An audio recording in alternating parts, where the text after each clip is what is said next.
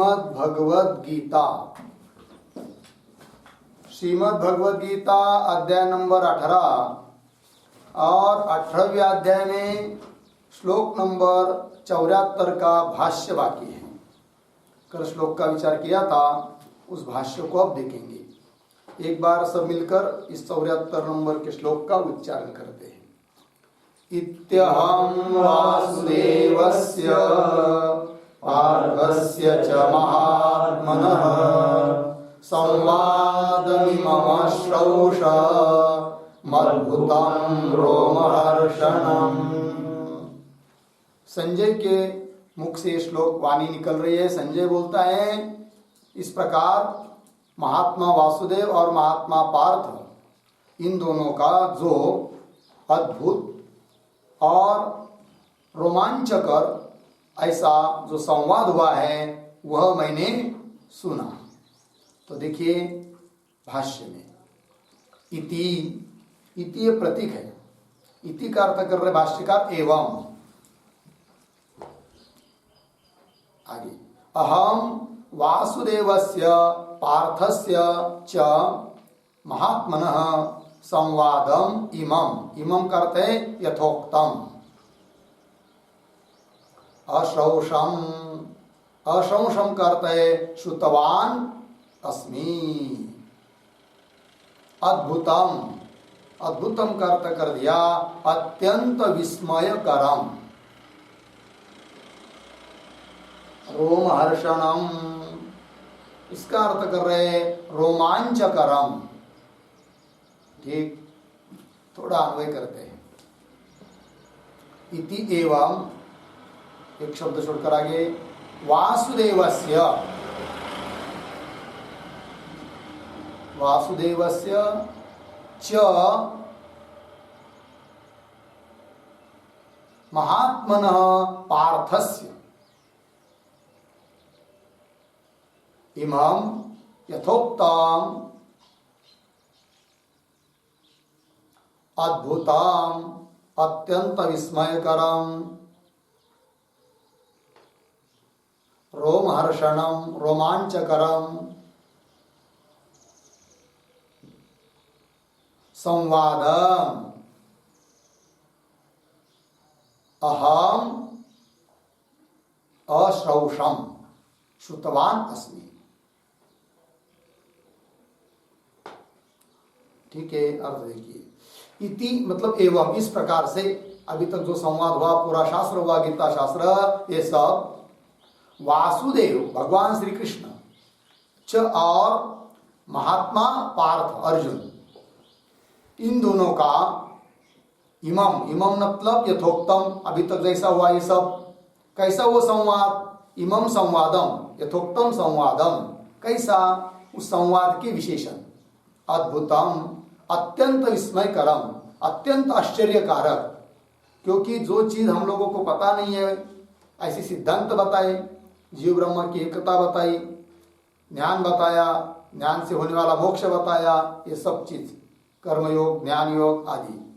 अद्भुतम अत्यंत विस्मयकरम रोमहर्षणम रोमांचकरम, है कि नहीं, रोम खड़े हो जाएंगे इस प्रकार, सुनने के बाद रोम खड़े हो जाते हैं, इस प्रकार का ये संवाद, संवादम।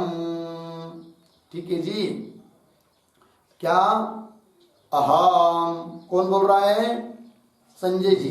संजय बोलते कि मैं अहम अश्रौषम, अश्रौषम मतलब श्रुतवान अस्मि, मैंने अर्जुन और भगवान श्री कृष्ण इन दोनों का अद्भुत ऐसा जो संवाद हुआ है वो मैंने सुना, ये संजय ने बताया। आगे चलिए, आगे के श्लोक के उत्तरनिका में लिखा है तम च इमम, इमम नाम संवादम। अब उस संवाद को मैंने कैसे सुना, इस बात को बता रहे संजय जी।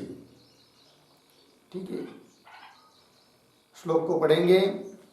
व्यास प्रसादात् श्रुतवा, व्यास प्रसादात् श्रुतवा नेतद्गुह्यमहं परम्, नेतद्गुह्यमहं परम् योगं योगेश्वरात् कृष्णात्, योगं कथयत स्वयं साक्षात् कथयत स्वयं व्यासप्रसादात् श्रुत्वा नेतद्गुह्यमहं परम् योगं योगेश्वरात् कृष्णात् साक्षात् कथयत स्वयं व्यास प्रसादात् श्रुतवान् एतत् गुह्यम अहम परम योगम योगेश्वरात् कृष्णात् साक्षात् कथयतः स्वयं। अन्वय देखेंगे। अहम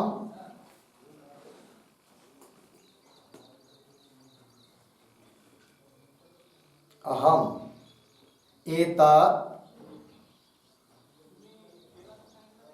एतत् परम गुह्यम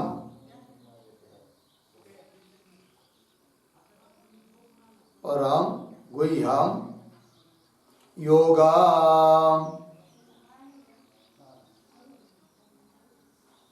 व्यास प्रसादात्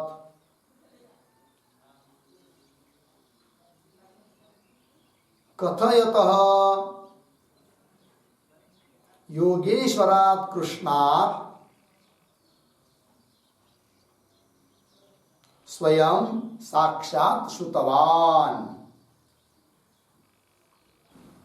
स्वयं साक्षात् श्रुतवान।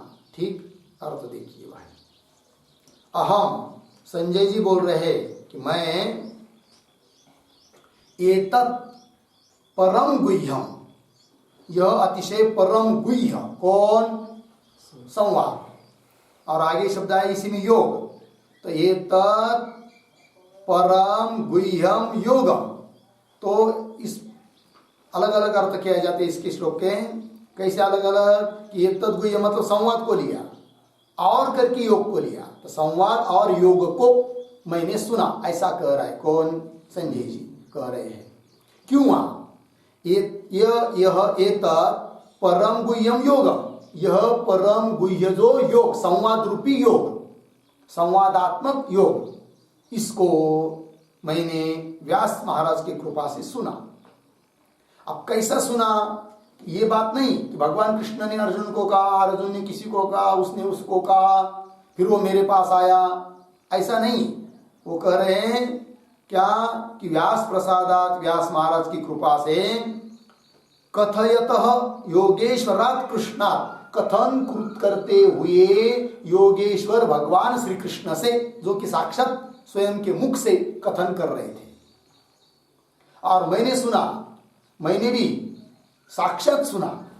तो वही लिखा स्वयं, किसी ने सुना मेरे मित्र ने, फिर उसने मुझे बताई, ये बात नहीं, स्वयं है कि नहीं, साक्षात श्रुतवान। अभी स्वयं का अन्वय संजय की तरफ की लक्ष्य लगा सकते हैं कि मैंने स्वयं सुना। क्यों? स्वयं कथयतः योगेश्वरात् कृष्णात्, ऐसा भी कर सकते हैं। स्वतः कथन करते हुए योगेश्वर भगवान श्री कृष्ण से साक्षात श्रुतवान, साक्षात मैंने सुना। ठीक है जी, समझ में आया तात्पर्य? तो देखिए, एक तो व्यास जी की कृपा, संजय जी ने गीता सुनी, क्यों? व्यास जी की क्या हुई उनके ऊपर कृपा। कैसी कृपा हुई वो तो पता ही आप लोगों को इतिहास। संजय जी ये क्या है, सेवक है किसके? धृतराष्ट्र के, एक निष्ठ सेवक है। और धृतराष्ट्र कहाँ बैठे थे? हस्तिनापुर में। युद्ध कहाँ हो रहा है? कुरुक्षेत्र में। बहुत अंतर है दोनों का। अब धृतराष्ट्र अंधे थे जन्म से, लेकिन भगवान श्री कृष्ण ने और सब लोगों ने बहुत बार बताया कि आप युद्ध को टाल सकते हैं, धृतराष्ट्र को बताया, किंतु उन्होंने कुछ मन पर लिया नहीं। फिर अंतिम में जाकर व्यास महाराज बोले धृतराष्ट्र को, अब युद्ध तो होना ही होना है, अटल है। उस युद्ध को आप यदि देखना चाहते हो तो मैं आपको दिव्य दृष्टि देने के लिए तैयार हूं। किंतु धृतराष्ट्र बोले कि मैंने जिंदगी भर जगत को देखा नहीं, मेरा अंधापन में जीवन गया, और अंतिम में मेरे ही वंश का उपसंहार होता हुआ मैं देखूं, ये मुझे अच्छा नहीं लगेगा। तो मना कर दिया धृतराष्ट्र ने, दिव्य दृष्टि नहीं चाहिए मुझे। फिर संजय को दृष्टि दे दिया। धृतराष्ट्र ने कहा या व्यास जी महाराज बोले होंगे कि संजय को मैं दिव्य दृष्टि देता हूं, वो आपको बताएगा। ठीक है, फिर व्यास महाराज जी ने कृपा की किसके ऊपर? संजय जी के ऊपर, और उनको दिव्य दृष्टि दी। फिर वो संजय जी धृतराष्ट्र जी के पास में बैठे हुए हैं और युद्ध चल रहा है कुरुक्षेत्र के ऊपर। वहां का युद्ध प्रत्यक्ष देख भी रहे हैं कौन? संजय जी, और सुन भी रहे हैं क्या क्या वहां हो रहा है। तो बीच में गीता का प्रसंग आया, अर्जुन का ये सब स्थिति देखकर भगवान ने गीता का उपदेश किया, वो भी संजय जी ने सुना। तो संजय जी ने सुना तो जैसा सुना वैसा ही बताया किसको? धृतराष्ट्र को। तो गीता कितने लोगों ने सुनी? बहुत लोगों ने सुनी, साक्षात भगवान के मुख से। एक तो अर्जुन ने साक्षात सुनी, संजय जी ने सुनी, ठीक है, और हनुमंत राय उन्होंने भी सुनी, और इधर संजय ने बताया तो धृतराष्ट्र जी ने उन्होंने भी सुन लिया, है कि नहीं? तो बहुत सारे लोगों ने गीता सुनी है भगवान कृष्ण के मुख से। ठीक है जी, चलिए। तो व्यास प्रसादात, तो श्लोक का भाव लग गया जी। क्या तात्पर्य निकला फिर? कि परम यह परम गुह्य, ऐसा जो योग वह कथन करते हुए भगवान श्री कृष्ण के मुख से मैंने स्वयं सुना, ऐसा बोले कौन? संजय जी। चलते हैं भाष्य को देखेंगे। व्यास प्रसादात, व्यास प्रसादात कैसा प्रसाद, कैसी कृपा? तो लिख रहे आगे, ततः दिव्य चक्षुर लाभात, ततः दिव्य चक्षु लाभात। उन व्यास महाराज से संजय जी को दिव्य चक्षु, दिव्य दृष्टि मिली, यही उनकी क्या हो गई? कृपा। यदि दिव्य दृष्टि नहीं दी होती तो संजय जी गीता को या वो नहीं सुन पाते और युद्ध को भी नहीं देख पाते। ठीक है ना? तो वही लिखा, ततः नाम व्यास महाराज से दिव्य चक्षु प्राप्त होने से, अर्थात व्यास महाराज की कृपा हो गई, हो गया। अभी दिव्य चक्षु क्या होता है जी? लिखते एक वाक्य,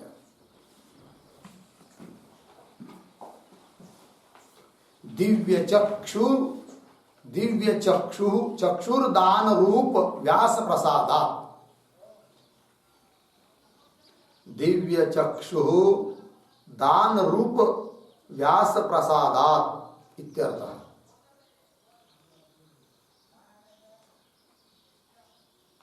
व्यास प्रसादात का अर्थ हुआ दिव्य चक्षु दान रूप व्यास प्रसादात इत्यर्थः, पूर्ण विराम। अति व्यवहितम अपि, अति व्यवहितम अपि दूरदर्शम अर्थम, दूरदर्शम अर्थम अव्यवहितम इव, अव्यवहितम इव येन पश्यते, येन पश्यते तत् दिव्य चक्षु, तत् दिव्य चक्षु अर्धविराम। योगिनाम स्वाभाविकम, योगिनाम स्वाभाविकम इदम चक्षु, इदम चक्षु अर्धविराम पूर्ण विराम। अतः एव, अतः एव अतीन्द्रियार्थदर्शिनः योगिनः,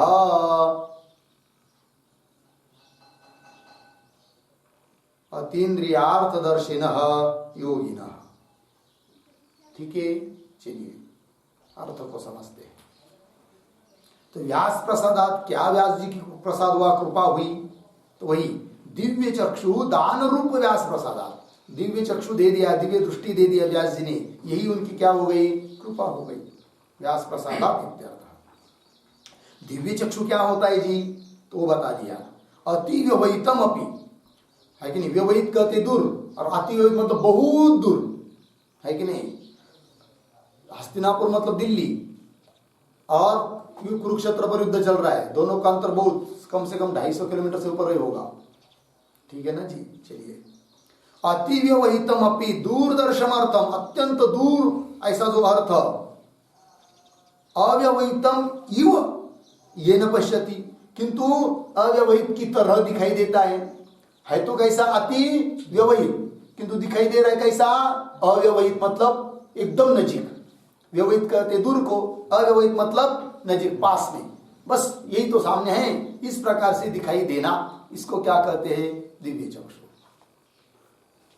है कि नहीं? जैसे हम लोगों को अभी दिव्य चक्षु प्राप्त हो चुके हैं, सब लोगों को, मोबाइल और टीवी कहाँ चलता है और लगता है कि बस हमारे सामने तो है कि नहीं? चलिए भाई, अर्थम अव्यवहितम इव येन पश्यति, जिसके द्वारा देखा जाता है इस रूप से, तत् दिव्य चक्षु हो। ठीक है ना जी?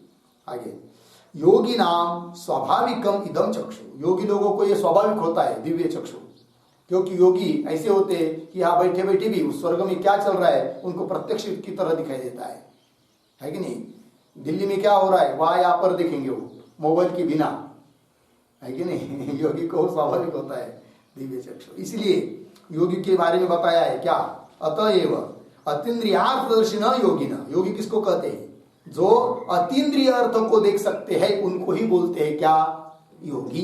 ठीक, चलिए आगे भाष्य में, व्यास प्रसादात ततः दिव्य चक्षु लाभात्, आगे पंक्ति देखेंगे, श्रुतवान एतम संवादम गुह्यम अहम परम योगम योगार्थत्वात् संवादम इमाम योगम एव वा।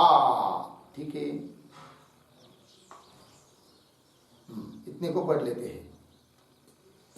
देखिए भाई, थोड़ा अन्वय करेंगे। पहले 3 शब्द छोड़ दीजिए, व्यास प्रसादात ततः दिव्य चक्षु लाभात्, उसके आगे एक शब्द छोड़कर एतम गुह्यम संवादम, गुह्यम संवादम परम योगम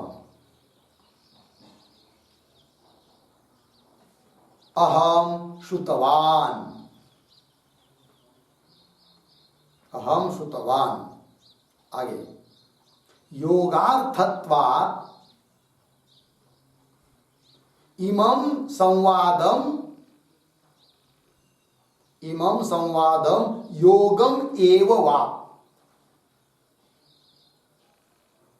योगम एव वा। ठीक, देखिए अर्थ, 2 तरह का अर्थ हो रहा है। पहली पंक्ति में क्या देखिए, एतम गुह्यम संवादम, इस गुह्य संवाद को मैं अहम श्रुतवान, मैंने सुना, एक वाक्य पूरा हुआ संवाद को। और क्या? परम योगम अहम श्रुतवान, तो 2 अलग अलग वाक्य हुए। तो पहले वाक्य में क्या कि इस गुह्य संवाद को मैंने सुना, कौन बोल रहे? संजय जी। और क्या सुना? परम योगम श्रुतवान, योग को भी सुना, है कि नहीं? ज्ञान योग, कर्म योग, ये सब, तो 2 अलग अलग हुआ, संवाद को सुना, योग को सुना, हो गया। अब दूसरी तरह से अर्थ कर रहे हैं, योगार्थत्वात् इमं संवादम योगम। देखिए, यह संवाद ही क्या है? योग। तब क्या अर्थ होगा कि संजय बोलेंगे कि मैंने इस संवाद रूप योग को सुना। पहले अलग अलग किया संवाद को और योग को, अब संवाद रूप योग को मैंने सुना। अब पुनः प्रश्न आएगा कि संवाद को योग क्यों बोल रहे? तो उसका हेतु यहां पर दिया, योगार्थत्वात्, योग के लिए होने के कारण संवाद ही क्या है? योग है। इसलिए संवाद रूप योग को मैंने सुना, ये भी अर्थ कर सकते हैं, कोई दिक्कत नहीं। देखिए, योगार्थत्वात् इमं संवादम योगम एव वा। तो इमं संवादम योगम, इस पर एक शब्द, संवाद रूपम इमं योगम इत्यर्थः, संवाद रूपम इमं योगम इत्यर्थः, संवाद रूप इस योग को।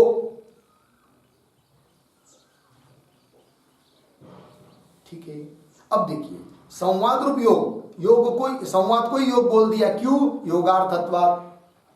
उस पर लिखते एक वाक्य, योगः कर्मयोग ज्ञान योग उभयात्मक योग, कर्मयोग ज्ञान योगो योग उभयात्मक, संधि कर लीजिए आप लोग, योगो भयात्मक स एव अर्थः,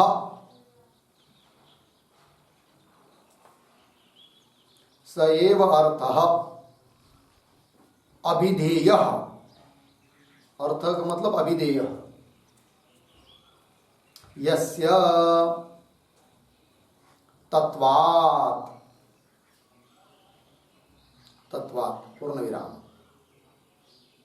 अतः एव,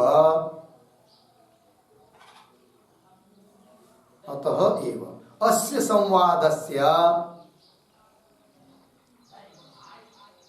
अस्य संवादस्य ग्रंथस्य वा, ग्रंथस्य वा योग शास्त्रत्वम इति भावः, योग शास्त्रत्वम इति भावः पूर्ण विराम, योग प्रतिपादकम शास्त्रम ही, योग प्रतिपादकम शास्त्रम ही योग शास्त्रम, योग शास्त्रम पूर्ण विराम, न च आत्म संयम योगादयः,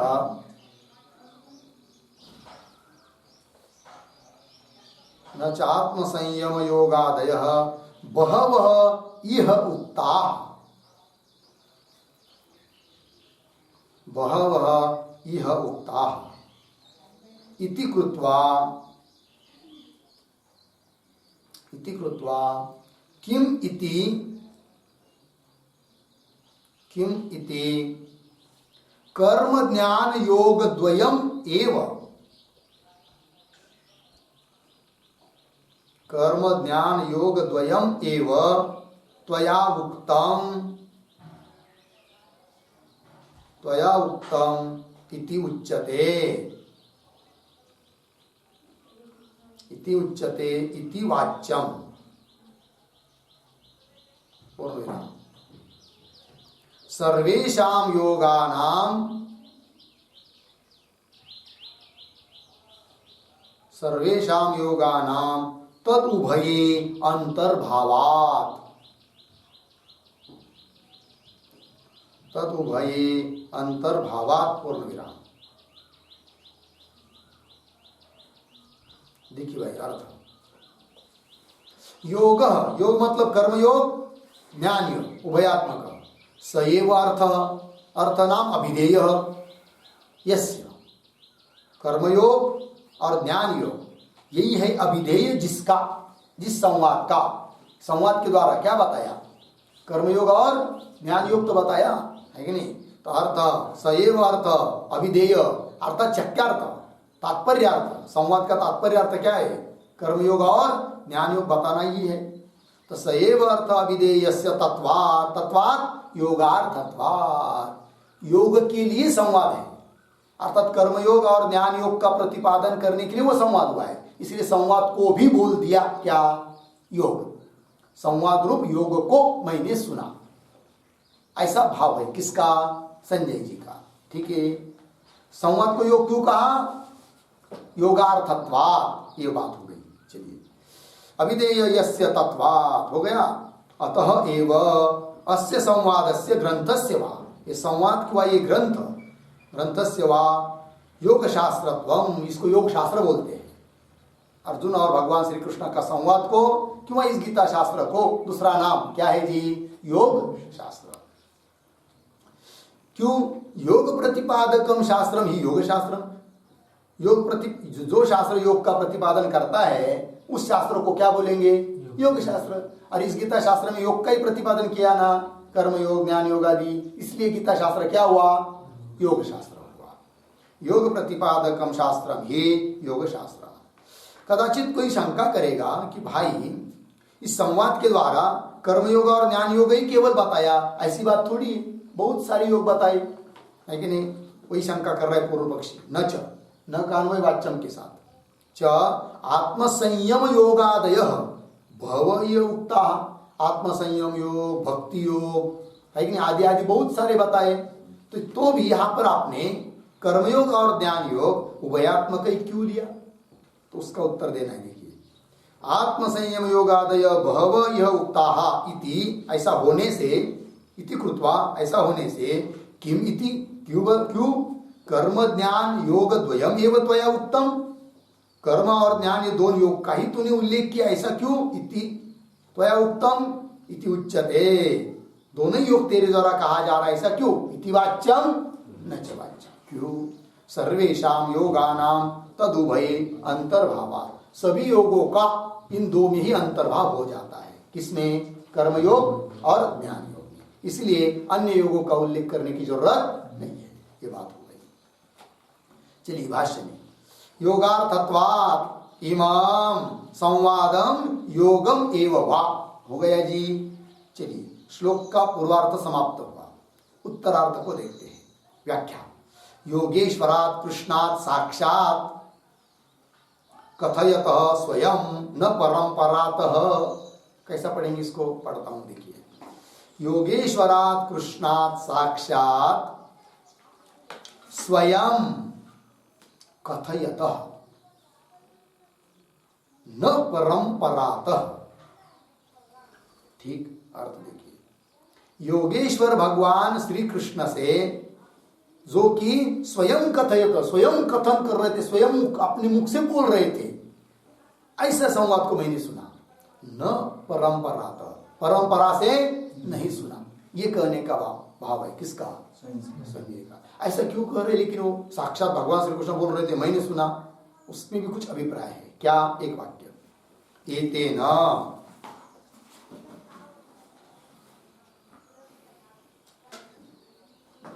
एतेन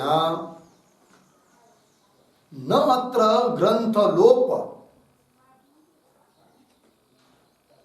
ग्रंथलोप तद्विस्तरादि आशंका कार्या, ग्रंथलोप तद्विस्तरादि आशंका कार्या इति सिद्धम।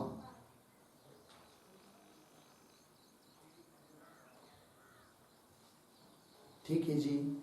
चलिए भाई, इससे क्या सिद्ध होता है कि नत्र ग्रंथलोप, यहां पर भगवान कृष्ण ने जो बात बताई उसमें कुछ लुप्त हुई, ऐसी शंका लेने की कोई जरूरत नहीं है। या उसका बहुत विस्तार किया किसी ने बीच में कुछ घुसाड़ दिया, ये भी शंका करने की जरूरत नहीं है। क्यों? कि भगवान श्री कृष्ण ने साक्षात अपने मुख से जो जो शब्द बोले वो स्वयं मैंने सुनी। हाँ, यदि परंपरा से सुना होता, उसने इसको, तब तो उसमें कुछ कम ज्यादा की शंका हो सकती है। किंतु साक्षात भगवान ने कहा होने के कारण इसमें कुछ भी शंका करने की जरूरत नहीं है। ये कहने का उसके अभिप्राय है। एतेन न अत्र ग्रंथलोप, ग्रंथ कुछ लुप्त हुआ, क्यों? उसका कुछ विस्तार हुआ, इस प्रकार की आशंका न कार्या इति सिद्धम। हो गया जी। चलिए, इस भाष्य में एक शब्द आया योगेश्वरात, उस पर एक वाक्य लिखेंगे। यद्यपि योगेश्वर शब्द पर 2-3 टिप्पणी लिख देंगे हम लोग, व्याख्या उसकी आगे 78 में, तो भी एक यार लिख देते योगेश्वरात पर। कर्म योग ज्ञान योग फल प्रदात, कर्म योग ज्ञान योग फल प्रदात तन्निर्वाहकात् च इत्यर्थः, पूर्ण विराम। न ही ईश्वरानुग्रहाभावे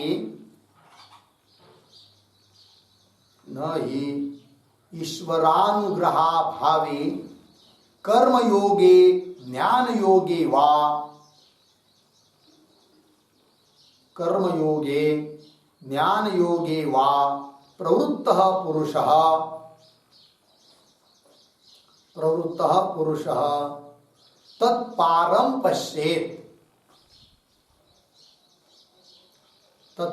पश्येत् इति भावः।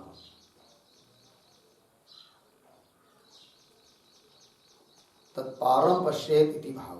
हो गया जी। देखिए भैया, कर्मयोग ज्ञान योग फल प्रदात, कर्मयोग का फल ज्ञान योग का फल देने वाले कौन है? भगवान श्री कृष्ण ही है। इसलिए उनको कह देते हैं क्या? योगेश्वर। योग के वो ईश्वर है। योग मतलब कर्मयोग, ज्ञान योग, उसकी ईश्वर है, मतलब उसका फल देने वाले हैं। इसलिए उनको बोल देते हैं क्या? योगेश्वर। कर्म योग ज्ञान योग फल प्रदात और तन्निर्वाहकात। देखिए, हम लोगों से ज्ञान योग और कर्म योग, हम लोग अहंकार धारण करेंगे, नहीं हम कर लेंगे पूरा, नहीं हो सकता। भगवान की कृपा रहेगी तभी हम लोग सफल होते हैं। किसमें? कर्मयोग हो चाहे ज्ञान योग हो।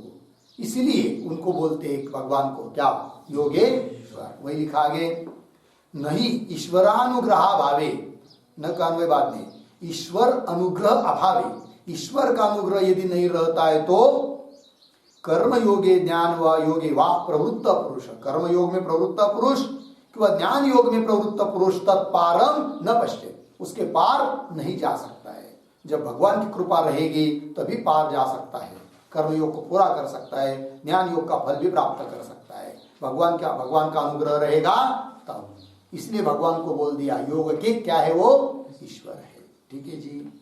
चलिए भाई, ये हो गया श्लोक नंबर 75 पूरा। अब चलते हैं श्लोक नंबर 76 में। श्लोक का उच्चारण करेंगे। राजन संस्मृत्य संस्मृत्य, राजन् संस्मृत्य संस्मृत्य, संवादमिममद्भुतम् केशवार्जुनयोः पुण्यम् केशवार्जुनयोः पुण्यम् हृष्यामि च मुहुर्मुहुः। हृष्यामि च मुहुर्मुहुः। राजन् संस्मृत्य संस्मृत्य, संवादमिममद्भुतम् केशवार्जुनयोः पुण्यम् हृष्यामि च मुहुर्मुहुः। राजन् संस्मृत्य संस्मृत्य संवादम इमम् अद्भुतम् केशवार्जुनयोः पुण्यम् हृष्यामि च मुहुर्मुहुः।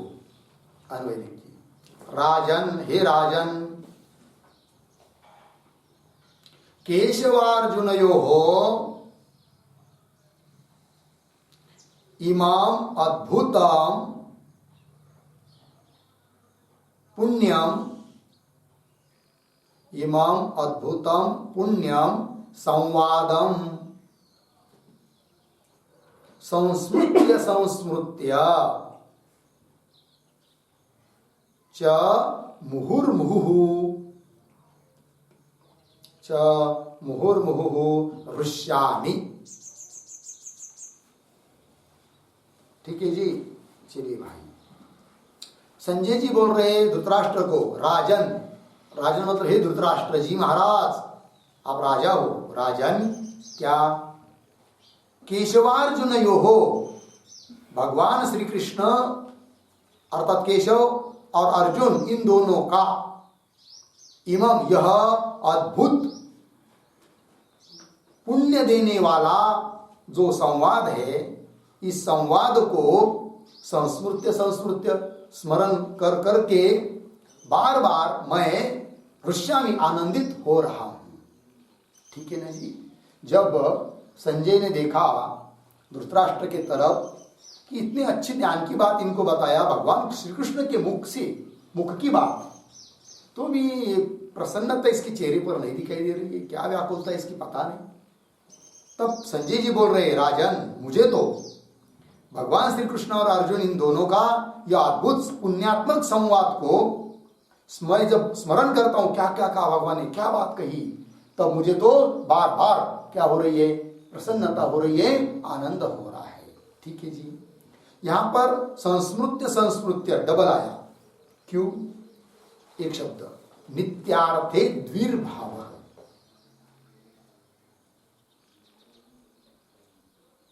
नित्यार्थे द्विही भाव, मतलब बार बार उसको स्मरण हो रहा है।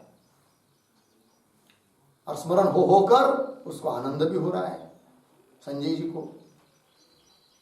चलिए भाष्य को देखते हैं। हे राजन, राजन मतलब कौन? धृतराष्ट्र। धृतराष्ट्र के लिए संबोधन आया है राजन। धृतराष्ट्र आगे देखिए। संस्मृत्य संस्मृत्य संवादम इमम अद्भुतम केशवार्जुनयोः पुण्यम। पुण्यम का अर्थ कर रहे हैं श्रवणात् अपि पापहरम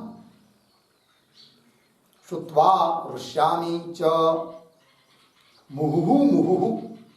मुहुः मुहुः का अर्थ कर दिया प्रतीक्षणम। ठीक है, अर्थ को देखते, अन्वय को देखते हैं। अन्वय करेंगे इस वाक्यों का। हे राजन धृतराष्ट्र,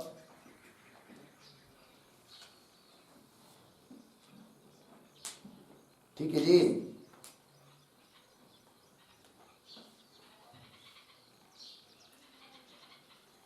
क्या है आगे? हाँ, केशवार्जुनयोः, उसके पीछे इमम अद्भुतम संवादम। पुनः देखिए केशवार्जुनयोः, उसके बाद पुण्यम, ये पंक्ति ले सकते हैं। देखिए केशवार्जुनयोः पुण्यम श्रवणात् अपि पापहरम।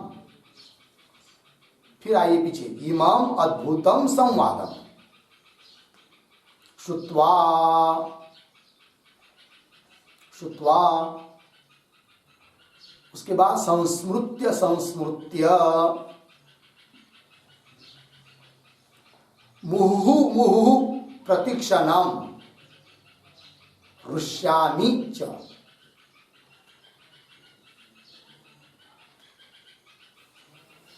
ठीक है जी।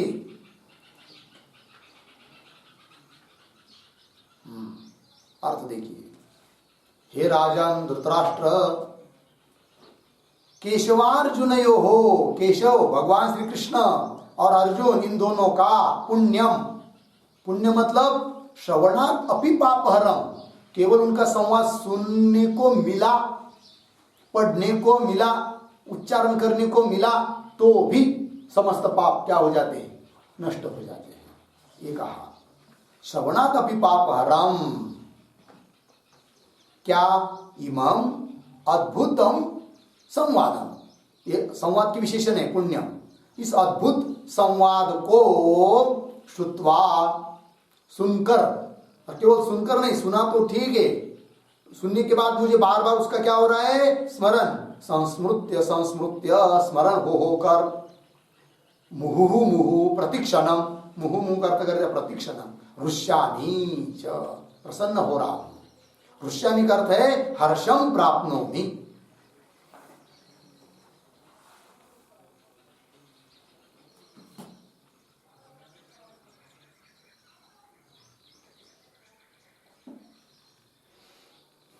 ठीक है जी। चलिए भाई,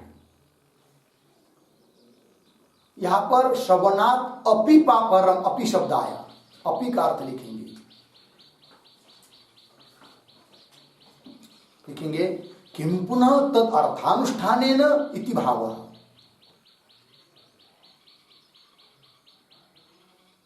किं पुनः तद अर्थानुष्ठानेन इति भावः। ठीक, देखिए तात्पर्य क्या? देखिए श्रवणात् अपि पापहरम, सुनने से भी पाप नष्ट हो जाता है। और यदि कोई उसके अर्थ का अनुष्ठान करेगा तो कहना ही क्या है? किम पुनः तद अर्थानुष्ठानेन, उसके अर्थ का अनुष्ठान करेंगे तो मुक्त ही हो जाएगा, उसमें कोई संदेह नहीं है। ये बात हो गई। और एक बात को समझना है, तो श्लोक में शब्द आया है पुण्यम, किंतु भाष्यकार ने पुण्यम शब्द का अर्थ पुण्य देने वाला एक गीत शास्त्र है ऐसा नहीं किया। क्या अर्थ किया? श्रवणात् अपि पापहरम, यह अर्थ किया। ऐसा क्यों? जबकि शब्द क्या लिखा है? पुण्य। ये पुण्य देने वाला, ऐसा अर्थ होना चाहिए ना। वैसा नहीं किया। क्या किया? सुनने से, सुनने मात्र से भी पाप नष्ट हो जाता है, यह अर्थ किया। ऐसा क्यों? लिखेंगे एक वाक्य। गीता शास्त्रस्य अबंधकत्वात्, गीता शास्त्रस्य अबंधकत्वात् पुण्यप्रदम इति न उक्तम। पुण्यप्रदम इति न उक्तम अर्धविराम, किंतु पाप हरम इति उक्तम। पाप हरम इति उक्तम इति बोध्यम।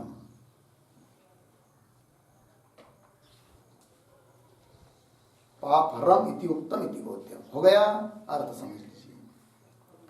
गीता शास्त्र जो है ना, ये बंधन के लिए कारण नहीं है। तो कैसा कारण है? वो मोक्ष के लिए कारण है, बंधन से छोड़ने के लिए कारण है। यदि पुण्य देगा शून्य से, तो पुण्य का फल भोगने के लिए स्वर्ग में जाना पड़ेगा, तो बंधन आ जाएगा। गीता शास्त्र बंधन के लिए है क्या? मोक्ष के लिए है, बंधन से छूटने के लिए है, बंधन से छूटने के लिए। इसलिए भाष्यकार ने अर्थ क्या किया? पुण्य देने वाला है शास्त्र, ऐसा नहीं, पाप को नष्ट कर देता है, तब तो मुक्त बंधन से छुटकारा हो जाएगा जल्दी। वही लिखा है। गीता शास्त्र से अबंधकत्वात्, अबंधक होने से, बंधन के लिए कारण न होने से पुण्य प्रदम इति न उक्तम, किंतु क्या लिखा? पाप हरम इति उक्तम इति बोध्यम। हो गया जी। चलिए आगे। ये हुआ भाई श्लोक नंबर 76 पूरा। अब चलते हैं श्लोक नंबर 77 में, उच्चारण करेंगे। तच्च संस्मृत्य संस्मृत्य रूपमत्युद्भुतं हरेः विस्मयो मे महान् राजन् हृष्यामि च पुनः पुनः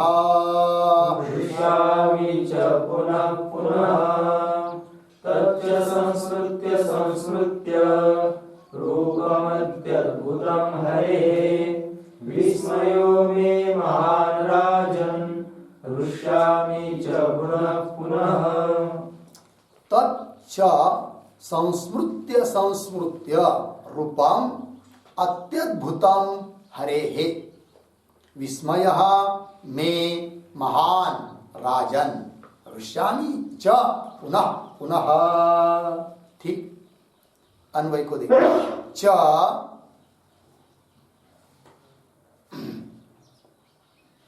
राजन,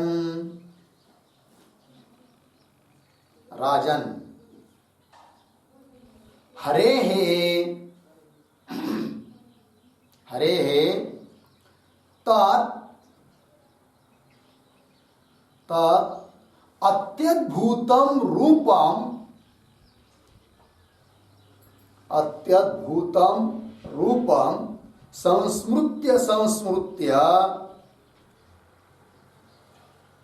संस्मृत्य संस्मृत्य मे महान् विस्मयः,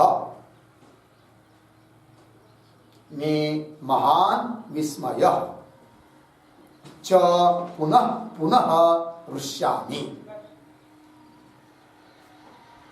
च पुनः पुनः हृष्यामि। ठीक है, देखिए संजय जी बोल रहे हैं च और क्या?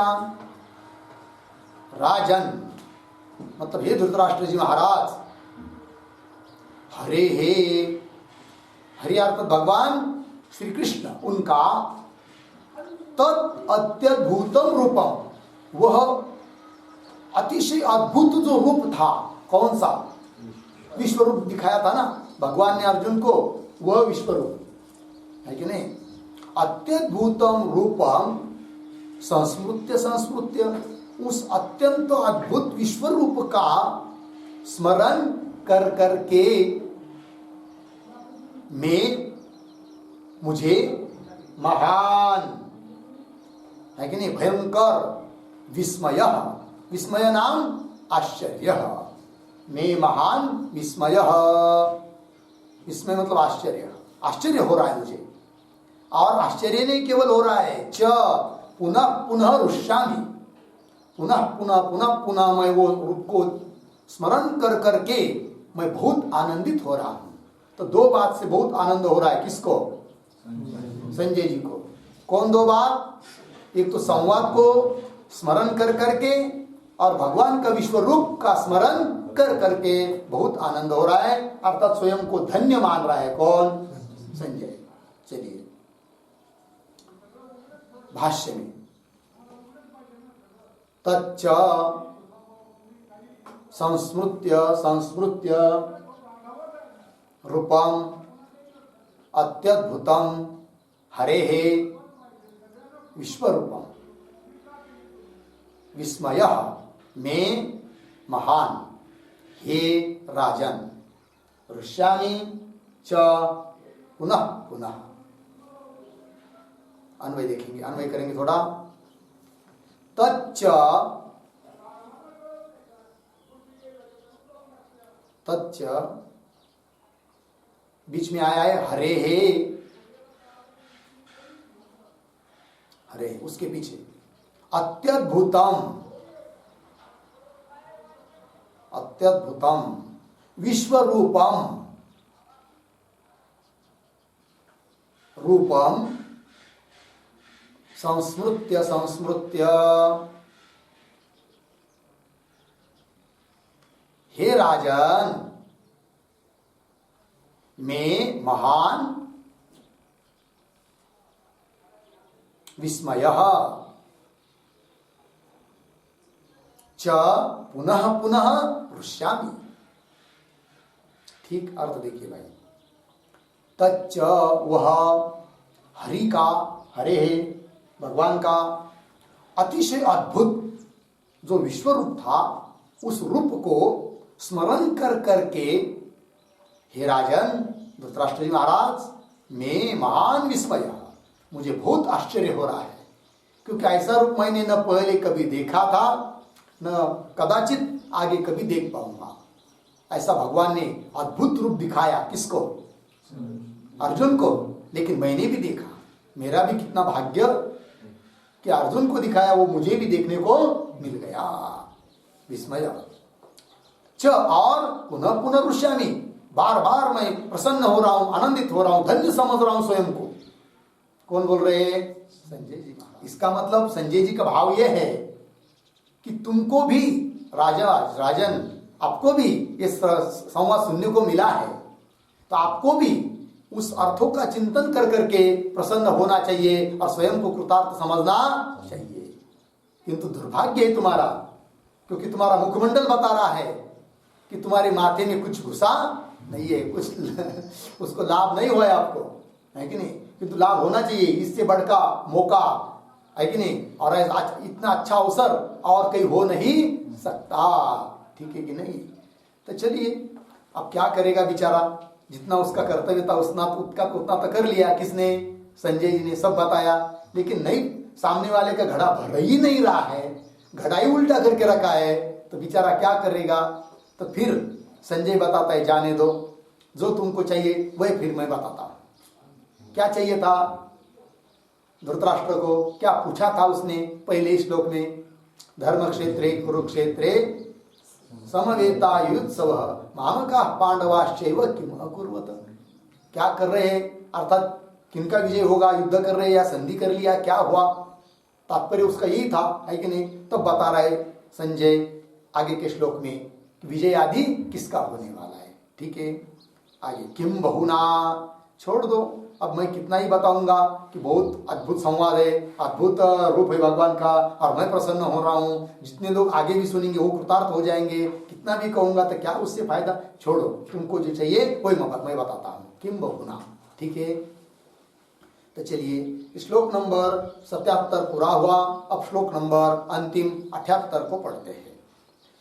यत्र योगेश्वरः कृष्णो, यत्र योगेश्वरः कृष्णो, यत्र पार्थो धनुर्धरः, यत्र पार्थो धनुर्धरः, तत्र श्रीर्विजयो भूतिर्, तत्र श्रीर्विजयो भूतिर्, ध्रुवा नीतिर् ध्रुवानीतिर्मतिर्मम ध्रुवानीतिर्मतिर्मम यत्र योगेश्वरः कृष्णो यत्र पार्थो धनुर्धरः तत्र श्रीर्विजयो भूतिर्ध्रुवानीतिर्मतिर्मम यत्र योगेश्वरः कृष्णः यत्र पार्थः धनुर्धरः तत्र श्रीः विजयः भूतिः ध्रुवा नीतिः मतिः मम। हो गया जी पदच्छेद। अन्वय देखिए, यत्र योगेश्वरः कृष्णः यत्र धनुर्धरः पार्थः धनुर्धरः पार्थः। ठीक, नीचे तत्र श्रीः विजयः भूतिः ध्रुवा नीतिः मम मतिः। ठीक है, अर्थ देखिए। इस श्लोक के अवतरणिका के रूप में एक वाक्य लिख लीजिए। एवं संजयोक्तम श्रुत्वा अपि एवं संजयोक्तम श्रुत्वा अपि दुर्योधन विजयाकांक्षिणां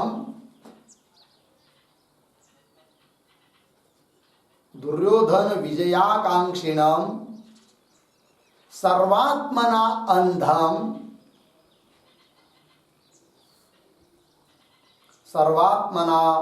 अंधं धृतराष्ट्रं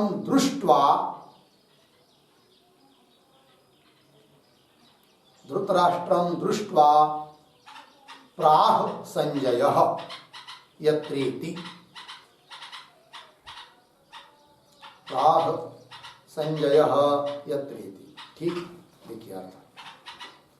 इस प्रकार से संजयोक्तम श्रुत्वापि, संजय के द्वारा कहा हुआ संवाद सुनकर भी दुर्योधन विजयाकांक्षिणम, दुर्योधन का विजय की इच्छा करने वाला कौन? धृतराष्ट्र। इसलिए सर्वात्मना अंधम है कि नहीं, केवल आंख से ही अंध नहीं थे वो, बुद्धि से भी अंध है। ठीक है ना जी। सर्वात्मना अंधम धृतराष्ट्रम दृष्ट्वा, उस धृतराष्ट्र को देखकर संजय अब बोल रहे इस श्लोक से। श्लोक का अन्वय किया, अर्थ श्लोक का और भाष्य का अर्थ देखते हम लोग थोड़ा सा विराम देकर। ठीक। ओम पूर्णमदः पूर्णमिदं पूर्णात् पूर्णमुदच्यते पूर्णस्य पूर्णमादाय पूर्णमेवावशिष्यते। ओम शांति शांति शांति।